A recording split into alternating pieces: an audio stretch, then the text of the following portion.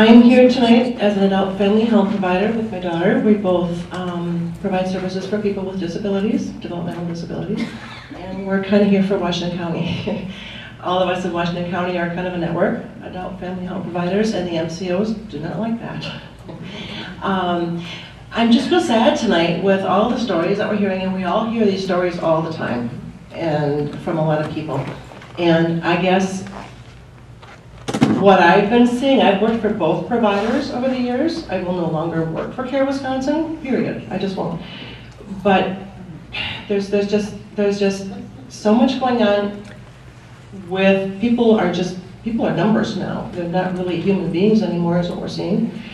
I see my client's nurse twice a year maybe, and it's always somebody different, so they have no idea who my people are or what they're all about. Then I think the next thing I want to talk about is corporate greed. We have to look at that, like the gentleman in the back said, you know, who holds these people accountable? Yeah, DHS, possibly, but you know, they get this pool of money per person, per member. The corporates, like you said before, with the 6-digit income that some of them have. And then, I don't know if you've ever seen, a lot of their buildings are exclusive and extravagant and way over the top. Beautiful big offices, beautiful big furniture. And then, you know, it just kind of trickles down to the client, the member. So all this pool of money is supposed to be for the member, but everybody gets their share except the member and the providers who are providing 24-hour care. That is so unfair. That makes me crazy. Well, certainly one of the things that I wanted to bring to your attention was that there were some strengths in the county system, and one of the strengths the county system had was that it kind of got by on a shoestring in a lot of ways, because they used the county offices, they used the county's IT department, they used the county's HR department, and granted, it was not a perfect system, but they kept costs low. And, you know, we actually put a proposal forward in the last legislative session to limit the maximum administration plus care management costs to 15%. It was killed in the Joint Committee on Finance at the request of DHS because they wanted to provide them more flexibility, the managed care organizations more flexibility. Apparently, they've somehow managed to get their average down below 15%. But you got to, you know, this is where the devil's bargain was made, if you will, in exchange for taking everybody off the waiting list, that the managed care organization was going to have the ability then to have intensive involvement. What's been disappointing is they've done the things that you said, where they've got the big offices and they had more staff than they needed and all those kinds of things. But you know, it's kind of what we asked them to do, is to have presence out there in local communities, to make sure that they were closely monitoring care, making sure that it's the right care at the right time, at the right place, et cetera, et cetera. The other big thing that I think has affected, and I'm going to pick up on the other comments you made, which is the nurses that turn over. Well, care managers are turning over like crazy out there.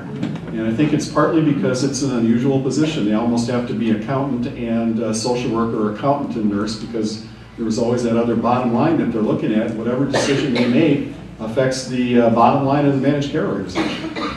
So, you know, I appreciate your comments. And if I could, am I coming through on this? Okay, all right. You want me to move over this one? It makes a nice noise. Okay, Thomas has talked about sort of the way other states have done this. And I think the real issue is lumping long-term care for everybody else together with elderly. And you know, I think every so often we ought to give credit where it's due, and managed care programs that include medical care plus the long-term care components for the elderly are a great thing. And they really save a lot of money, because all you need to do to just, you know, change the lives of a frail elderly person is to have somebody overseeing, you know, the typical get different prescriptions from 9 doctors and then not take them properly.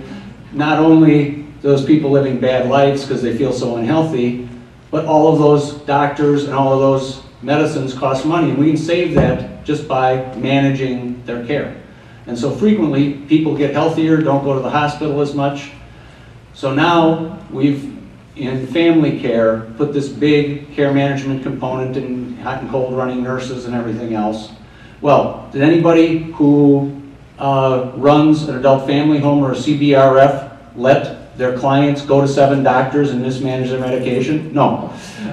And so we aren't getting the payback from doing managed care with the population that's already getting really good care.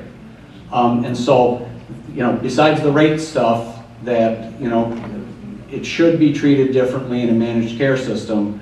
It's the costs of care management in the DD universe just haven't paid off.